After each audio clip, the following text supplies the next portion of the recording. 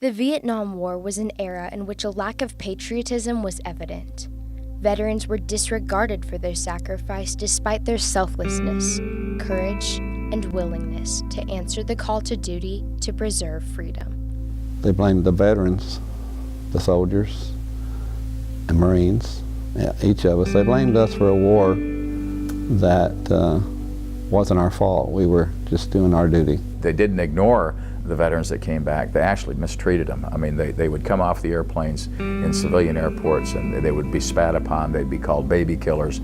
Their uniforms, if they were wearing their uniforms, were ripped off their backs. They were told basically not to if they could avoid. So here's somebody who spent the last year in combat serving their country, coming back and being told, you know, you're a bunch of baby killers or just horrible people. My country called me, and I was willing to go. I knew there was a great need, and I hated to leave family, but I was willing to go because, I mean, I didn't know what was going to happen, but I knew that my country needed me. Their sacrifice is something never diminished by time. Although they may have faced hatred upon their arrival home, it is not too late today to express our gratitude for their sacrifice.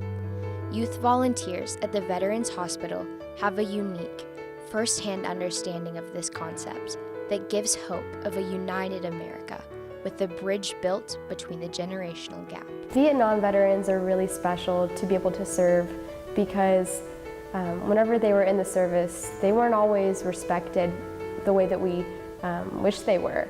And so it's my opportunity to say thank you to them and to give them that thank you that they didn't get to hear at the time of their war, so that way they know that their service was valued and that we are appreciative for what they did for our country, because if it weren't for them, we wouldn't have the rights and the liberties and the chances to live freely that we do today. So many of them never got the respect that they deserve.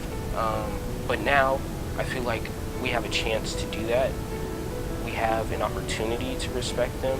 I love getting the chance to visit with them and hear what their experiences were like, and to really just gain a piece of knowledge from them, because what they have is so much more valuable than anything I'm ever going to be able to receive from a textbook.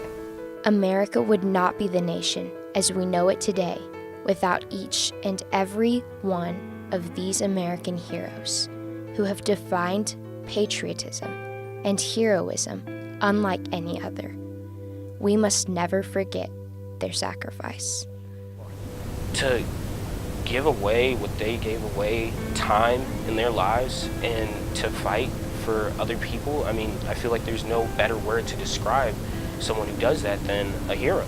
Even though you're not their child or you're not their brother or sister, they are willing to lay down their lives for people they don't even know. And I think that it's amazing, and I think it's a crime the way that some people treat veterans, but I don't think that there's nothing we can do about that. We need to understand where our freedom has come from and why it is that we have to have a strong military to defend ourselves and to keep freedom available. We're only one generation from losing that if we're not careful.